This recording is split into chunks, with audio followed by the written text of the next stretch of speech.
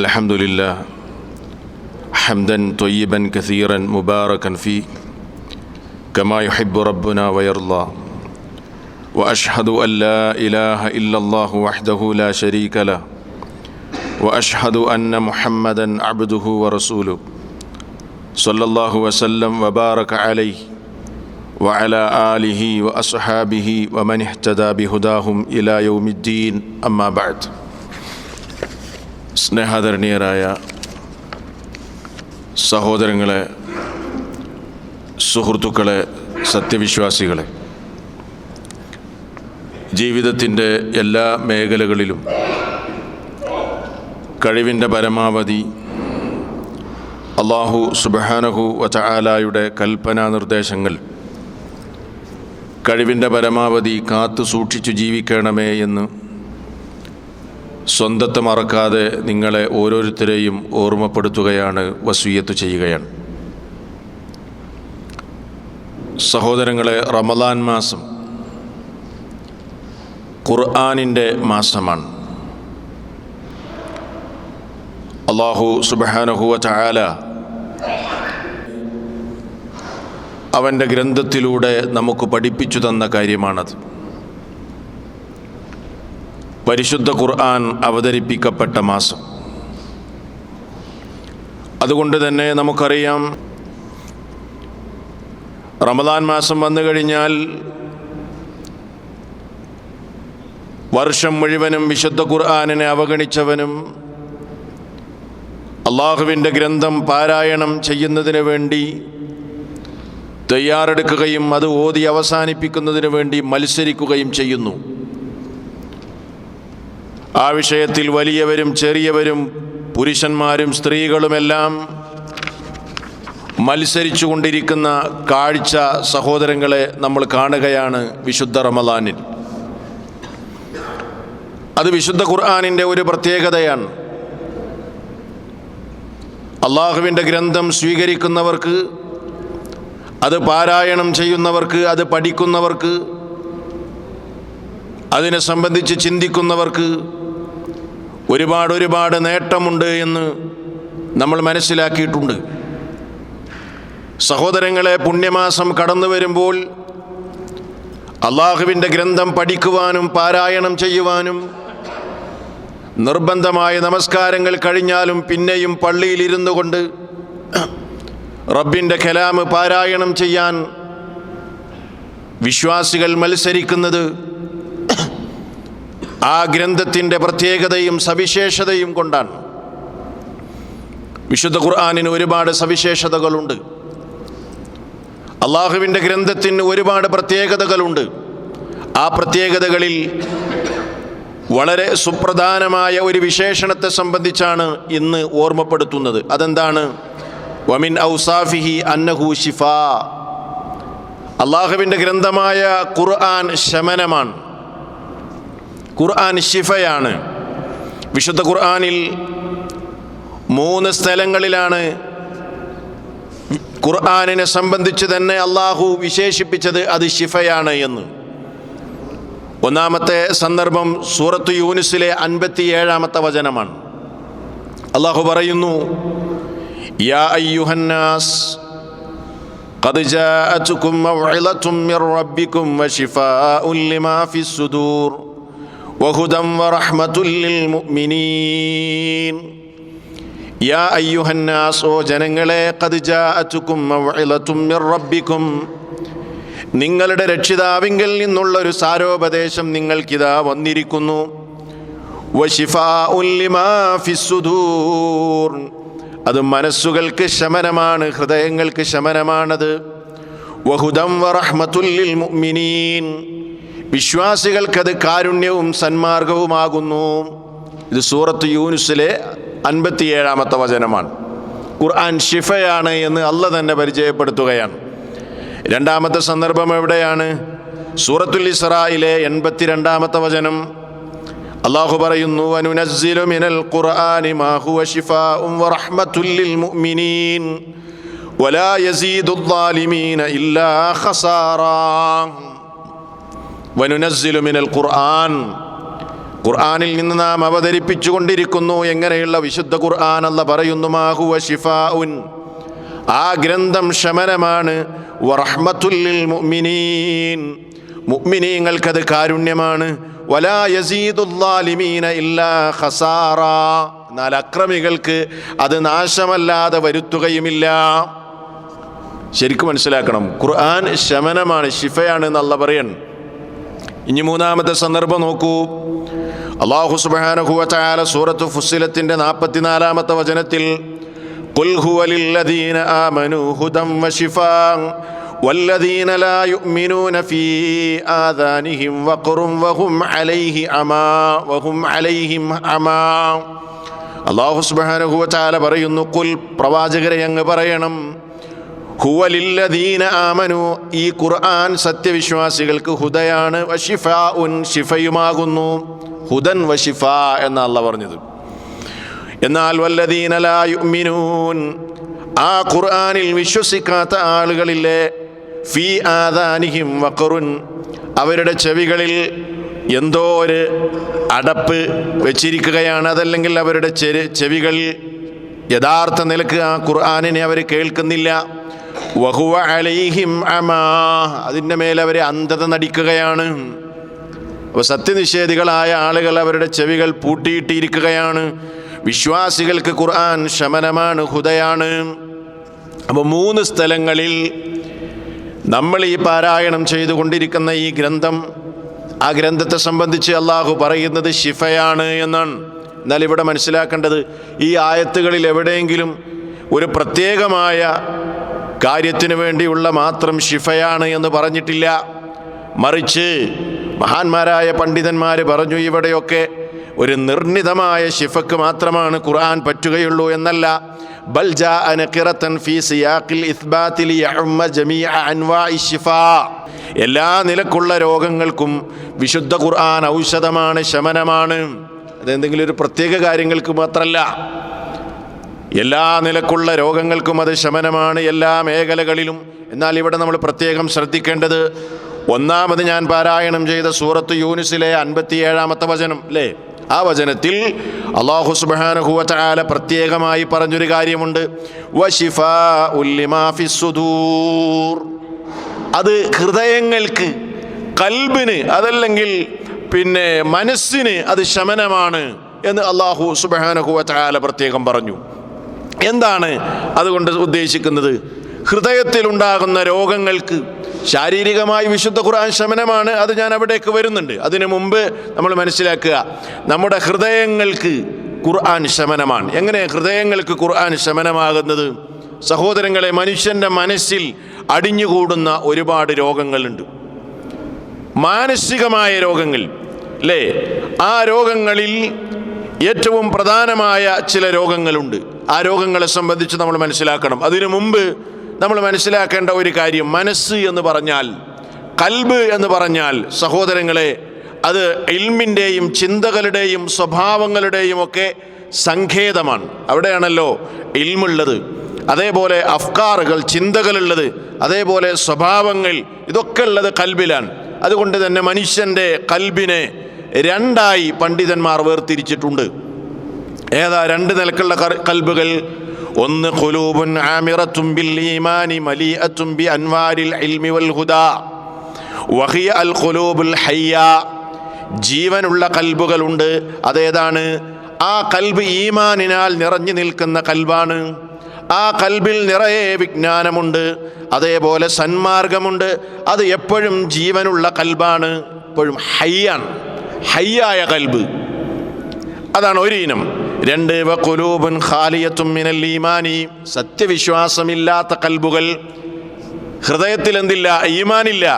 ഖാവിയത്തുൻ മിൻ മആരിഫിൽ വഹി, വഹിയിൻ്റെ ദിവ്യ സന്ദേശത്തെ സംബന്ധിച്ചുള്ള അറിവ്, ദിവ്യ സന്ദേശത്താൽ വഹീനാൽ നമുക്ക് കിട്ടിയ അറിവുകൾ, ആ അറിവിനെ സംബന്ധിച്ചൊരു ബോധവുമില്ലാത്ത മനസ്സുകൾ. ഫഹിയ ഖുലൂബുൻ മയ്യിത, ആ കൽബുകളാണ് മരിച്ചുപോയ കൽബുകൾ, മയ്യിത്തായ കൽബുകൾ, നിർജീവമായ മനസ്സുകൾ. അപ്പോൾ കൽബ്, സഹോദരങ്ങളെ, 2 നിലക്കുണ്ട്. ഒന്ന് എപ്പോഴും ഈമാൻ നിറഞ്ഞു നിൽക്കുന്ന കൽബ്, മറ്റൊന്ന് ഈമാനില്ലാത്ത കൽബ്, അത് മയ്യിത്താണ്, നിർജീവമാണ്. എന്തുകൊണ്ടാണ് ഈ കൽബുകൾ, മനുഷ്യൻ്റെ ഈ നിലക്കുള്ള മനസ്സുകൾ നിർജീവമായി തീരുന്നത്? അതിന് 2 കാരണങ്ങളാണ്.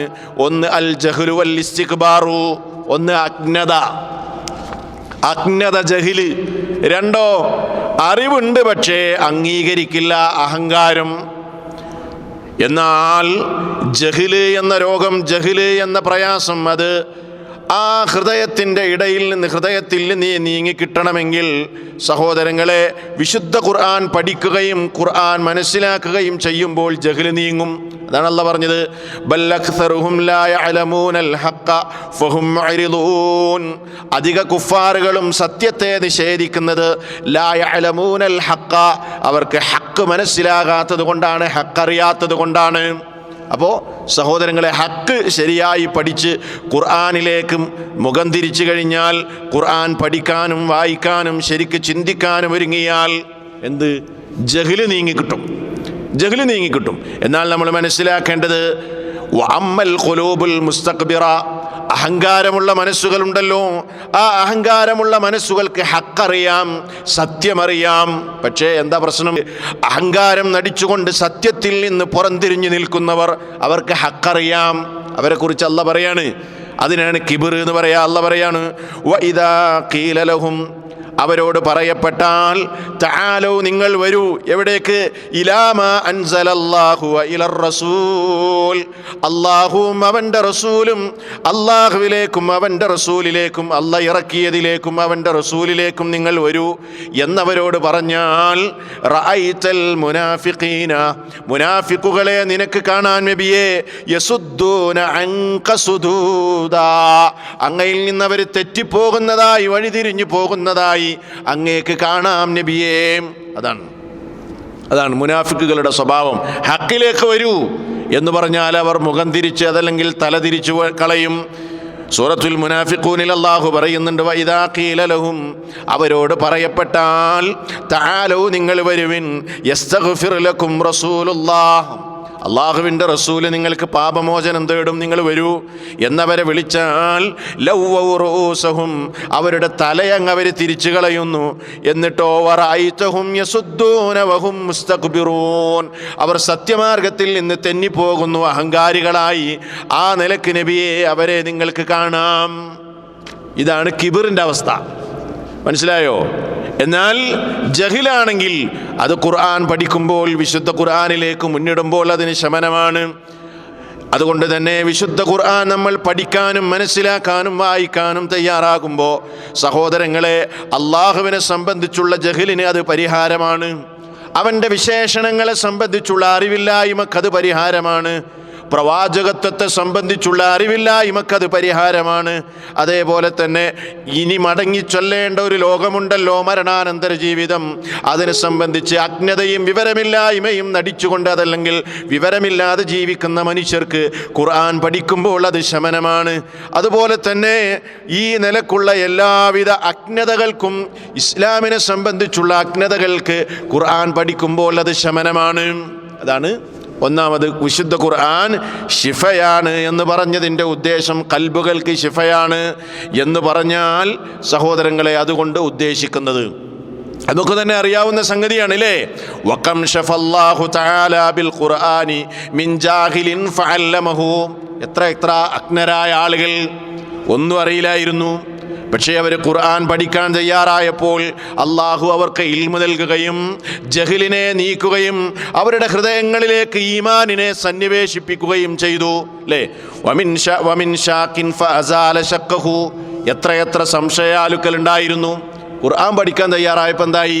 അയാളുടെ സംശയം നീങ്ങിപ്പോയി. വഅബ്ദലഹു ബിഹി യഖീന, പകരം അയാൾക്ക് ദൃഢവിശ്വാസം അയാളുടെ ഹൃദയത്തിൽ ഇട്ടുകൊടുത്തു. വമിൻ മുസ്രിഫിൻ അലാ നഫ്സിഹി ബിൽ ഇസ്യാൻ, എത്ര തോന്നിവാസങ്ങൾ ചെയ്ത് സ്വന്തം ശരീരത്തോട് തന്നെ അതിക്രമം ചെയ്ത എത്ര മനുഷ്യരുണ്ടായിരുന്നു. അള്ളാഹുവിൻ്റെ കിതാബ് അങ്ങ് വായിക്കാൻ ഒരുങ്ങിയപ്പോൾ ഹറക്കത്തുഹു ആയാതു തർഹീബി വന്നാർ, നരകത്തെക്കുറിച്ചുള്ള ഭയാനകമായ ആയത്തുകൾ വായിച്ചപ്പോൾ ആ മനുഷ്യൻ്റെ ജീവിതമാകെ ഇളകി മറിഞ്ഞു. സഹോദരങ്ങളെ, അങ്ങനെ ഫഖാദത്തുഹു ലിതൗബ, തൗബയിലേക്ക്, അള്ളാഹുവിലേക്ക് ഖേദിച്ചു മടങ്ങുന്നതിലേക്ക് ആ മനുഷ്യനെ നയിച്ചു. അല്ലേ? എത്ര ആളുകളുടെ ജീവിതം നമ്മുടെ മുമ്പിൽ ഉദാഹരണമുണ്ട്. ഒരു ഖുർആൻ പരിഭാഷ കിട്ടിയതായിരിക്കും, അത് വായിച്ചു, അത് മനസ്സിലാക്കി, അതുവരെ ഹറാം പ്രവർത്തിച്ചിരുന്ന മനുഷ്യൻ ഞാൻ ഇനി ചെയ്യില്ല, തൗബ ചെയ്യാൻ ആ മനുഷ്യൻ തയ്യാറായി. ഇതാണ് ഖുർആന്റെ പ്രത്യേകത. അത് ആ നിലക്ക് നമ്മൾ അതിനെ സമീപിക്കണം. അല്ലേ? അങ്ങനെ എത്ര ഉദാഹരണങ്ങൾ, അല്ലേ? എത്ര ആളുകളെ അള്ളാഹുവിൻ്റെ യാഥാർത്ഥ്യം റബ്ബ് തന്നെ ഇല്ല എന്ന് പറഞ്ഞ് റബ്ബിനെ നിഷേധിച്ച്, അള്ളാഹുവിനെ തള്ളിപ്പറഞ്ഞ് അവൻ്റെ അനുഗ്രഹങ്ങളെ നിഷേധിച്ച് ജീവിച്ചിരുന്ന എത്ര മനുഷ്യന്മാർ. അങ്ങനെ അവർ ഖുർആൻ ഒരു കോപ്പി അവരുടെ കയ്യിൽ കിട്ടുകയും അവർ വായിക്കുകയും ചിന്തിക്കുകയും ചെയ്തപ്പോൾ അവരുടെ ബുദ്ധിയെ തൃപ്തിപ്പെടുത്തുന്ന നിലക്ക് അള്ളാഹുവിൻ്റെ അസ്തിത്വം വിളിച്ചോതുന്ന വചനങ്ങൾ വായിച്ചപ്പോൾ അതാ വിശ്വാസികളായി മാറുന്നു. സഹോദരങ്ങളെ, എത്ര ഉദാഹരണങ്ങൾ! മാതാപിതാക്കളെ പീഡിപ്പിക്കുകയും അവരെ കണ്ണീര് കുടിപ്പിക്കുകയും ചെയ്ത മനുഷ്യൻ ഖുർആൻ അങ്ങ് വായിക്കുമ്പോൾ മാതാപിതാക്കളോട് പെരുമാറേണ്ട രീതി, അല്ലേ? മാതാപിതാക്കളെ പരിപാലിക്കേണ്ടതിൻ്റെ മഹത്വം, അവർക്ക് നന്മ ചെയ്തു കൊടുത്താൽ ലഭിക്കുന്ന പുണ്യം, അതൊക്കെ അങ്ങ് വായിച്ചു കഴിഞ്ഞാൽ, അതൊക്കെ അങ്ങ് മനസ്സിലാക്കിയപ്പോൾ പിന്നീട് ആ മനുഷ്യൻ നന്നായി പോകുന്നു. എത്ര ഉദാഹരണം! ഇങ്ങനെ ഒരുപാട് ഉദാഹരണങ്ങൾ സഹോദരങ്ങളെ നമ്മുടെ മുമ്പിലുണ്ട്. അതെന്താണ്? ഖുർആൻ യഥാർത്ഥത്തിൽ മനുഷ്യൻ്റെ മനസ്സ് മാറ്റിമറിക്കുന്ന ഗ്രന്ഥമാണ്. എല്ലാ നിലക്കുമുള്ള ശമനമാണ് ഖുർആൻ. ശാരീരിക ശമനമാണ്, മാനസിക ശമനമാണ്. മാനസിക ശമനം എന്ന് പറഞ്ഞാൽ ഇതാണ്: മനുഷ്യൻ്റെ ഹൃദയം മാറ്റും, മനുഷ്യൻ്റെ മനസ്സ് മാറ്റും. അല്ലേ? മനുഷ്യൻ്റെ ഹൃദയത്തിൽ അടിഞ്ഞുകൂടിയിരിക്കുന്ന അസൂയ, അതേപോലെ കുഫർ, ജഹില്, അതേപോലെ മറ്റുള്ളവനോടുള്ള വെറുപ്പ്, ഇങ്ങനെയുള്ള പിശുക്ക് പോലെയുള്ള എല്ലാവിധ രോഗങ്ങൾക്കും സഹോദരങ്ങളെ അള്ളാഹുവിൻ്റെ ഗ്രന്ഥം അത് കൃത്യമായ ശമനമാണ് എന്ന് നമ്മൾ മനസ്സിലാക്കുക. ഖുർആൻ ശമനമാണ്. എന്നാൽ ഇവിടെ തന്നെ നമ്മൾ മനസ്സിലാക്കേണ്ട മറ്റൊരു പ്രധാനപ്പെട്ട കാര്യമുണ്ട്. അതെന്താ? ഖുർആനിനോട് നിഷേധാത്മകമായ നിലപാട് സ്വീകരിക്കുക. ഖുർആനിനെ എപ്പോഴും വിമർശിക്കണം. അള്ളാഹുവിൻ്റെ ഗ്രന്ഥത്തെ എങ്ങനെയെങ്കിലും അവമതിക്കണം, അതല്ലെങ്കിൽ അതിനെ പരിഹസിക്കണം എന്ന് ചിന്തിച്ചുകൊണ്ട് വിശുദ്ധ ഖുർആനിനെ സമീപിക്കുന്ന ആളുകൾ. അങ്ങനെയാണെങ്കിലോ അത്തരം ആളുകൾക്ക് ഖുർആൻ കൊണ്ട് ഹുദ കിട്ടുമോ? കിട്ടുകയില്ല എന്ന് നമ്മൾ മനസ്സിലാക്കണം. അത് വിശദീകരിക്കേണ്ട ഒരു വിഷയമാണ്. അതേപോലെ തന്നെ സഹോദരങ്ങളെ, വിശുദ്ധ ഖുർആൻ എന്ന് പറഞ്ഞാൽ ഖുർആൻ എല്ലാ നിലക്കുള്ള രോഗങ്ങൾക്കും ശമനമാണ്. ശാരീരിക രോഗങ്ങൾക്ക് വിശുദ്ധ ഖുർആൻ ശമനമാണ്. അല്ലേ? നമുക്കൊരു വേദന അനുഭവപ്പെട്ടു, നമ്മുടെ ശരീരത്തിനൊരു പ്രയാസമുണ്ടാകുന്നു, ഖുർആൻ അതിനുള്ള ശമനമാണ്.